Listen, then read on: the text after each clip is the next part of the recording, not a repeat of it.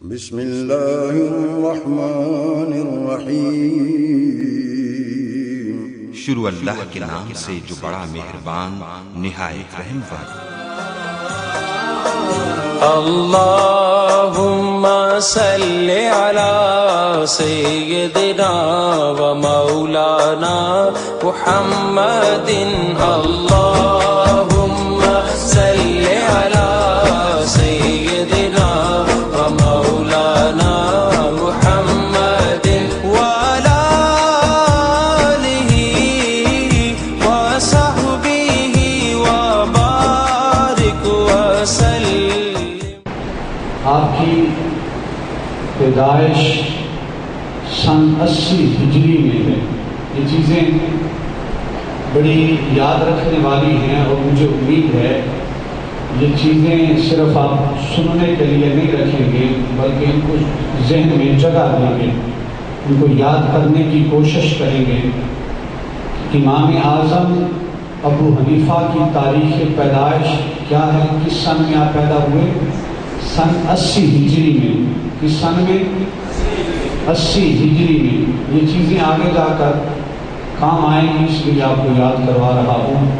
سن 80 ہجری میں آپ کی تاریخ پیدائش ہے اور 150 ہجری میں آپ کا سن وصال ہے، آپ نے اس دنیا سے رخصت فرمائی ہے۔ تو سن پیدائش 80 ہجری ہے اور سن وصال 170 ہجری ہے۔ اس کے مطابق آپ کی عمر کتنی بنی؟ 70 سال۔ کتنی عمر بنتی ہے؟ 70 سال۔ تو آپ کو وہ مقام حاصل ہے جو دیگر بہت سے محدثین کو حاصل نہیں ہے۔ وہ کیا ہے کہ آپ کو جو محدثین ہیں وہ صف تابعین میں شامل فرماتے ہیں۔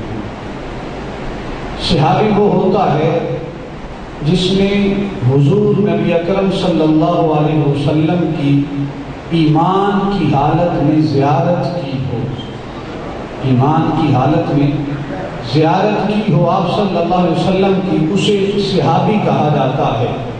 اور جس نے ایمان کی حالت میں حضور کے کسی غلام، کسی صحابی کی زیارت کی ہو، اسے تابعی کہتے ہیں۔ پھر مزید جس نے تابعی کی زیارت کی ہو اسے تبع تابعی میں شمار کیا جاتا ہے۔ اس حوالے سے بہت سے محدثین کا اتفاق ہے کہ امام اعظم ابو حنیفہ رحمۃ اللہ تعالی علیہ آپ کی پیدائش سن 80 ہجری میں ہے اور آپ صلی اللہ علیہ وسلم کے صحابی حضرت انس رضی اللہ تعالی عنہ آپ کا جو وصال ہے وہ سن 92 ہجری یا اس سے بھی کچھ لیٹ ہے۔ اس پر تمام محدثین کا اتفاق ہے کہ آپ نے حضرت انس جو حضور کے صحابی ہیں، حضور کے غلام ہیں، ان کی زیارت کی ہے۔ اس زیارت کی وجہ سے آپ کن کی صف میں شامل ہو گئے؟ تابعین کی صف میں۔ اور اس کے علاوہ علامہ ابن حجر حیثمی الخیرات الحسان کے اندر نقل فرماتے ہیں کہ آپ نے آپ صلی اللہ علیہ وسلم کے صحابی حضرت عبداللہ بن ابی اوفا رضی اللہ تعالی عنہ ان کی زیارت سے بھی اپنی آنکھوں کو شرفیاب فرمایا ہے۔ اور ان کا سن وصال جو ہے وہ 87 ہجری ہے، یعنی آپ کی پیدائش کے 7 سال بعد۔ تو ان دو صحابہ کی جو ہے آپ نے باقاعدہ زیارت فرمائی ہے، جس کی وجہ سے آپ کو تابعی کا شرف نصیب ہوا ہے۔ اور اس کے علاوہ اور بھی کئی صحابہ کرام ہیں جن میں اختلاف ہے، لیکن یہ دو وہ صحابہ کرام ہیں جن پر محدثین کا اتفاق ہے۔ آپ نے دین اسلام کی وہ خدمت کی ہے، قرآن مجید، فرقان حمید اور آپ صلی اللہ علیہ وسلم کی احادیث مبارکہ اور صحابہ کرام کے اقوال میں سے ان سب چیزوں کو سامنے رکھتے ہوئے ایسی فقہ کی تدوین آپ نے کی ہے جس کی وجہ سے آپ تمام فقہا کے بھی امام، بلکہ آپ کا جو لقب تھا وہ کوئی عام لقب نہ رہا، بلکہ آپ کا لقب جو تھا وہ امام اعظم آپ کا لقب بن گیا۔ امام اعظم سب سے بڑے امام۔ آج کل اس لقب کے اوپر بھی بہت اعتراض ہوتے ہیں، اور باقاعدہ اشتہار جب چھپتے ہیں اس میں لکھا ہوتا ہے امام اعظم صلی اللہ علیہ وسلم کانفرنس۔ تو وہ امام اعظم آپ صلی اللہ علیہ وسلم کو کہتے ہیں، اور جب نعمان بن ثابت کی بات آتی ہے، آپ کا ذکر آتا ہے، تو آپ کے ساتھ امام اعظم ذکر کرنا درست خیال نہیں کرواتے، کہتے ہیں کہ امام اعظم صرف آپ صلی اللہ علیہ وسلم کی ذات ہے۔ یہ ایک اعتراض ہوتا ہے، لیکن بات سمجھنے کی ہے۔ جب ان کے محدث کی بات آتی ہے تو وہاں پر تو محدث اعظم آ جاتا ہے، اور جب ہمارے اس ملک پاکستان کے بنانے والے لیڈر کی بات آتی ہے تو وہاں پر بھی سارے بڑے فخر اور غرور سے کہتے ہیں قائد اعظم۔ وہاں پر قائد اعظم بھی کہہ لیتے ہیں، اور صدر اعظم اور وزیر اعظم بھی۔ امام اعظم ابو حنیفہ رحمۃ اللہ تعالی علیہ آپ کی ذات کہا جا سکتا، تو دو جواب ہے، وہ یہ ہے کہ آپ صلی اللہ علیہ وسلم کے جو صحابہ کرام ہیں خلفائے راشدین، خلفائے راشدین میں آپ کے پہلے صحابی خلیفۃ المسلمین، خلیفہ بلا فصل، جن کا لقب ہے سیدنا صدیق اکبر، اور یہ لقب آپ صلی اللہ علیہ وسلم نے خود اپنی زبان سے عطا فرمایا، اپنی زبان سے عطا فرمایا ہے صدیق اکبر کا لقب، اور اس کے ساتھ فاروق اعظم کا لقب۔ جب امام اعظم کی بات آتی ہے تو کہتے ہیں اعظم سب سے بڑا امام وہ آپ صلی اللہ علیہ وسلم کی ذات ہے۔ انہیں کہیں کہ آپ صلی اللہ علیہ وسلم نے خود صدیق اکبر کو لقب دیا ہے صدیق اکبر کا، سب سے بڑا صدیق، سب سے بڑا سچا۔ تو اگر آپ صلی اللہ علیہ وسلم خود لقب دے رہے ہیں، اس سے پتہ چلا اگر صدیق اکبر ابو بکر صدیق کا لقب ہے تو نعوذ باللہ اس کا مطلب یہ نہیں ہے کہ آپ صلی اللہ علیہ وسلم سے بڑھ کر صدیق ہیں۔ اور اگر آپ صلی اللہ علیہ وسلم نے لقب دیا ہے فاروق اعظم، سب سے بڑا فرق کرنے والا، تو اس کا یہ معنی نہیں ہے کہ آپ صلی اللہ علیہ وسلم سے بڑھ کر فرق کرنے والے ہیں۔ آپ صلی اللہ علیہ وسلم سب سے بڑھ کر صدیق ہیں۔ فاروق اعظم اس لیے کہا کہ فاروق اعظم کے دور میں، عمر فاروق کے دور میں اگر کوئی فاروق اعظم تھا وہ عمر فاروق تھا، اس لیے ہم کہتے ہیں امام اعظم نعمان بن ثابت آپ کے دور میں جو سب سے بڑا امام تھا وہ امام اعظم نعمان بن ثابت تھا۔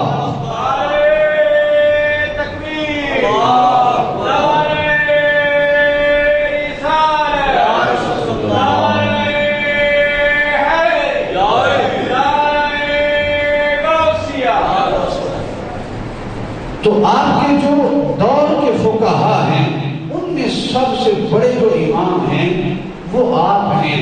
نعوذ باللہ ہم یہ نہیں کہتے کہ آپ صلی اللہ علیہ وسلم سے بھی بڑے امام نعمان بن ثابت ہیں، نعوذ باللہ ایسا کوئی ہمارا عقیدہ نہیں ہے، بلکہ اگر امام اعظم کہتے ہیں اس کا معنی یہ ہے کہ امام اعظم کے دور سے لے کر آج تک جتنے بھی امام ہوئے ہیں تمام اماموں کے سردار نعمان بن ثابت ہیں، اس لیے ہم انہیں امام اعظم کہتے ہیں۔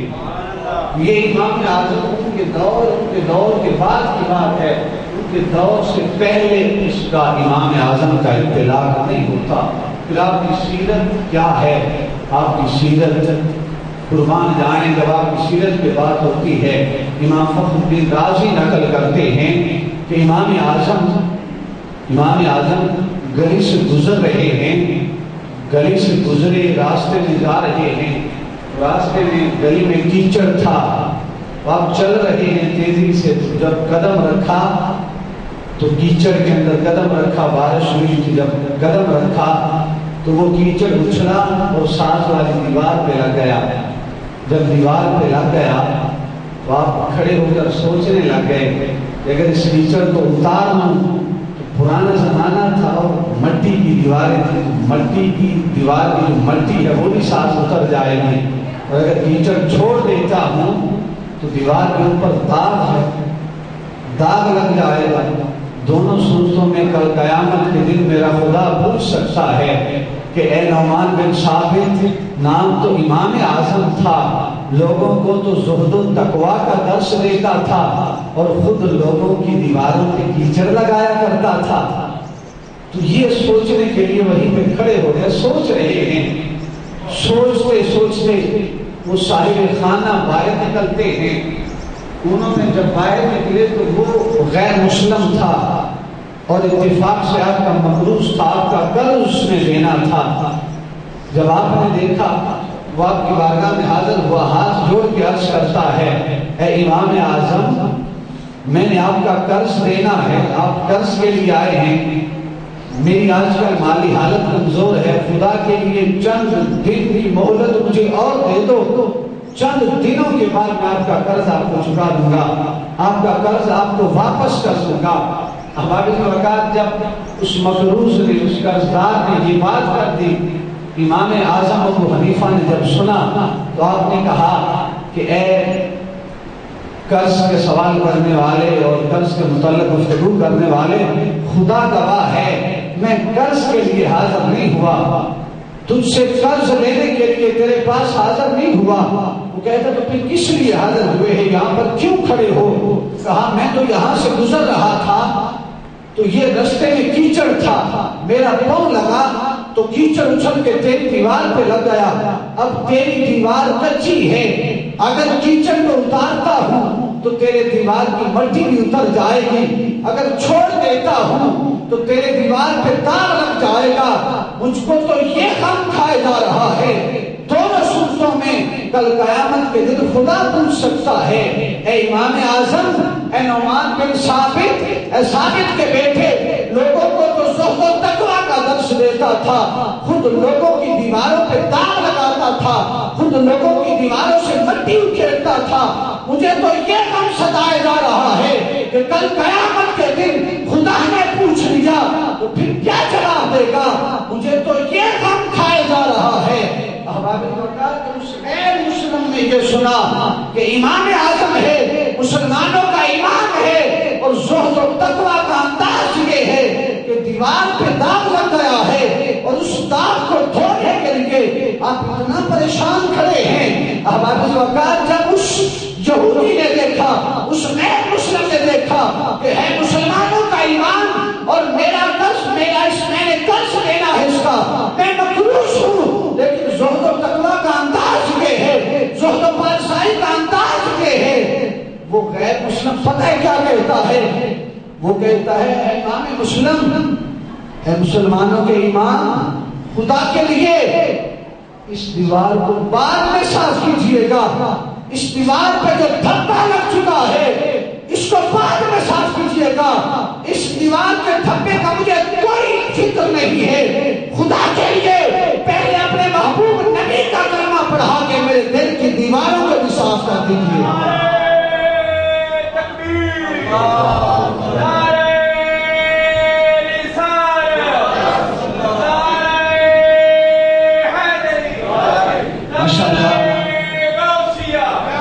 روزہ سب کا ہے، جس انداز میں نعرہ لگا رہے ہیں، اگر آپ یہ سب مل کے نعرے کا جواب دے دیں تو انشاءاللہ گناہ نہیں ہوگا۔ ذرا بلند آواز سے نعرہ تکبیر، نعرہ رسالت، اپنے محبوب کا نام لیتے ہوئے شرمانا تو نہیں چاہیے، نعرہ رسالت۔ اب ذرا اس انداز میں جاگ کر آپ لوگوں نے بیٹھنا ہے۔ تو ہمارے وقت وہ غیر مسلم کہتا ہے انداز تو یہ ہونا چاہیے مسلمانوں کا کہ ہماری وضع کرنا، اٹھنا بیٹھنا، چلنا پھرنا، سونا جاگنا غیر کہیں کہ اگر یہ دین اسلام ہے تو ہم اس دین اسلام سے محروم کیوں رہے؟ ہماری اوقات وہ غیر مسلم کہتا ہے اے مسلمانوں کے امام، خدا کے لیے دیوار کا معاملہ بعد میں کیجئے گا، پہلے اپنے محبوب نبی کا کلمہ پڑھا کر میرے دل کی دیواروں کو بھی صاف کر دیجئے۔ تو ہمارے اوقات یہ انداز ہونا چاہیے، یہ سیرت ہے امام اعظم کی، یہ سیرت ہے امام اعظم کی۔ اور آپ کا انداز کیا ہے، زہد و تقویٰ کیا ہے، پانسائی کیا ہے؟ آپ کے شاگرد امام محمد رحمت اللہ تعالی علیہ، امام محمد بن حسن الشیبانی، آپ ذکر کرتے ہیں کہ میں 19 سال تک، کتنے سال؟ 19 سال، مل کر بولے نا، کتنے سال؟ 19 سال تک اپنے استاد محترم امام اعظم ابو حنیفہ کی خدمت میں حاضر رہا، اور 19 سال تک میں نے ایک دن بھی اپنے استاد محترم کو عشاء کا وضو کرتے نہیں دیکھا، عشاء کی نماز پڑھنے کے لیے وضو کرتے نہیں دیکھا۔ پھر نماز کیسے پڑھتے تھے؟ کہا اللہ کی عزت کی قسم ہے 19 سال تک میں اپنے استاد محترم کی خدمت میں حاضر رہا، اور 19 سال تک مغرب کے وضو سے میرا استاد امام اعظم مغرب کے وضو سے 19 سال تک فجر کی نماز پڑھتا رہا ہے۔ اور آپ کے سامنے نگار لکھتے ہیں کہ 40 سال تک عشاء کے وضو سے فجر کی نماز پڑھنے والا کوئی عام شخص نہیں تھا، امام اعظم ابو حنیفہ تھا۔ اور آپ بھی سبحان اللہ کہہ دو یار، اب نہیں کہیں تو پھر کب کہنی ہے؟ تو یہ ہے ہمارا امام جن کی راتیں مصلی کی پیٹھ پہ گزرتی تھی۔ میں کیا تذکرہ کروں امام اعظم ابو حنیفہ کا، آپ کا انداز یہ ہے۔ پھر حضور نبی اکرم صلی اللہ علیہ وسلم کی بارگاہ سے آپ کو شرف قبولیت کیسے نصیب ہوتا ہے؟ حضور داتا گنج بخش علی حجویری رحمۃ اللہ تعالی علیہ کشف المحبوب کے اندر نقل کرتے ہیں کہ میں آپ صلی اللہ علیہ وسلم کی موزن رسول، جسے سیدنا عمر فاروق بھی کہتے ہیں، سیدنا بلال، ہمارا سردار بلال، سیدنا بلال کی مزار پہ حاضر تھا۔ اور یہ حضور داتا گنج بخش علی حجویری فرما رہے ہیں کہ میں سیدنا بلال کے دربار پہ موزن رسول کی بارگاہ میں آپ کی قبر کے سرہانے جان سویا ہوا تھا۔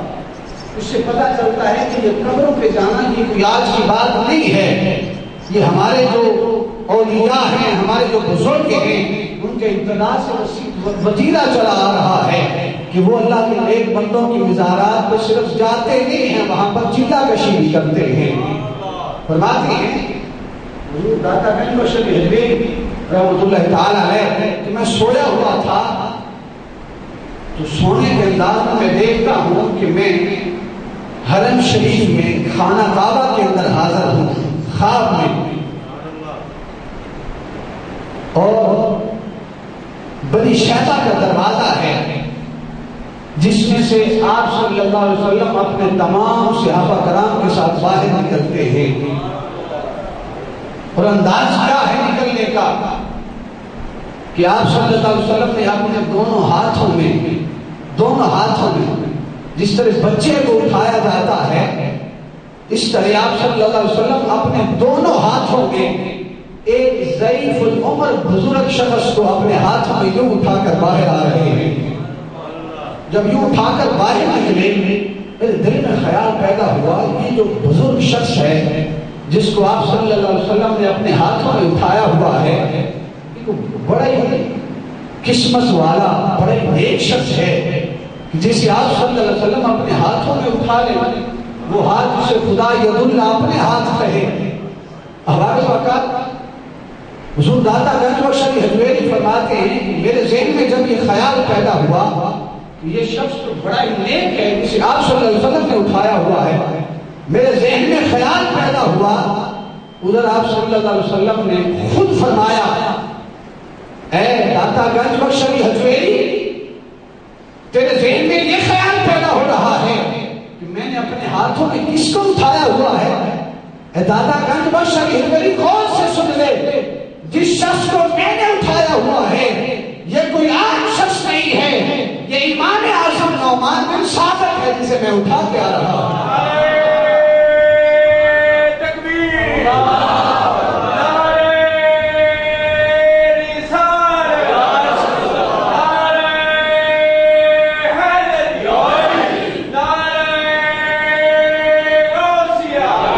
تو احباب وقار حضور داتا گھر بشری حضوے آپ فرماتے ہیں کہ جب میں نے یہ انداز دیکھا نا تو میرے ذہن میں فوراً خیال آیا کہ امام اعظم ابو حنیفہ رحمۃ اللہ تعالی علیہ آپ نے جو مسائل کا استنباط کیا ہے، جو فقہ آپ نے تدوین فرمائی ہے، اس فقہ میں کہیں کوئی خطا نہیں ہے۔ اس لیے اگر خود چل کے آ رہے ہوتے تو خطا ہو سکتی تھی۔